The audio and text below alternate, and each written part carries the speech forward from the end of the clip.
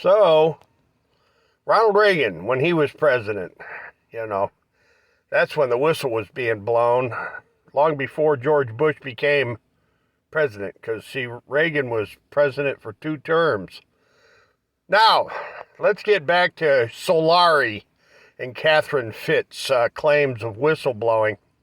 Long story short, her friend Linda Miner works the Harris County Attorney's Office, and I used to take my oldest daughter to kinder care up in the Kingwood when I began my work blowing the whistle on HUD, Kathy Fitz.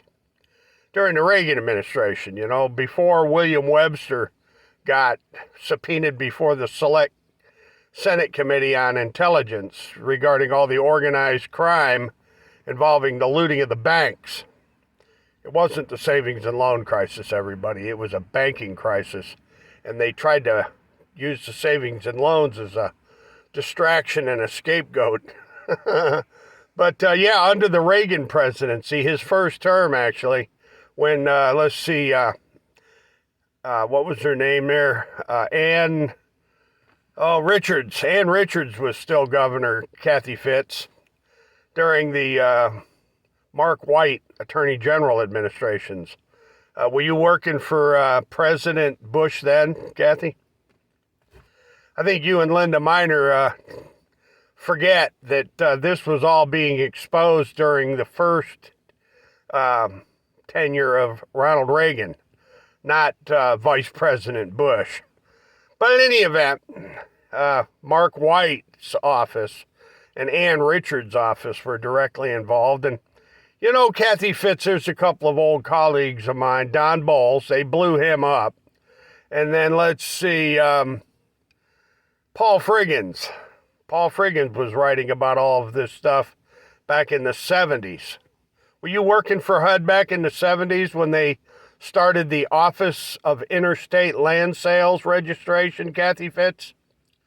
So this idea somehow that you're the big famous whistleblower, there's some problems with some dates and, simple numbers here.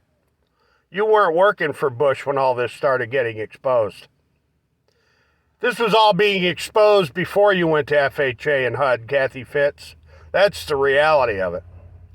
Your corroboration of the fact that it went on is appreciated, but the blowing of the whistles and the exposing of all the corruption happened long before, you went to work for HUD or FHA. But it's a good story, you and Linda Miner. Are you the whistleblowers? Is this all about Qui Tom money, whistleblower money? You got whistleblower claims, Kathy? How much in whistleblower claims have you collected with Linda Miner? Yeah, I just wondering, it's a question.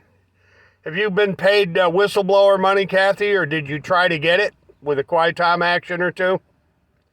Now, ladies and gentlemen, the fact of the matter is, before Peter Bruton began writing in the Post and the Chronicle about all them funny land deals, I was going to the Chronicle and the Post telling them about the funny land deals.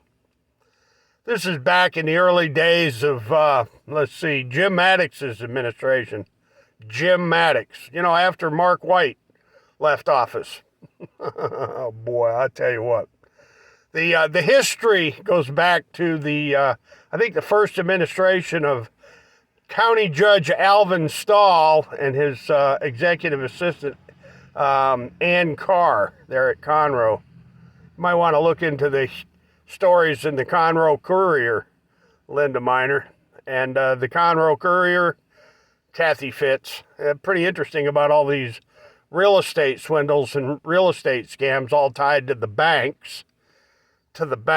Gary Morrow, the Clintons and the Bushes and Reagan and Ann Richards and Mark White. And Gary Morrow, let's not forget Gary Morrow. So yes, Kathy Fitz and Solari, show me the money, Solari. Let's take a look at the timeline and see if we can't get this timeline straight. That would be a starter. So Kathy Fitz, you have a wonderful day, and thanks for corroborating all my work. Thanks for revealing to the world that old Judson Witham was on the right track.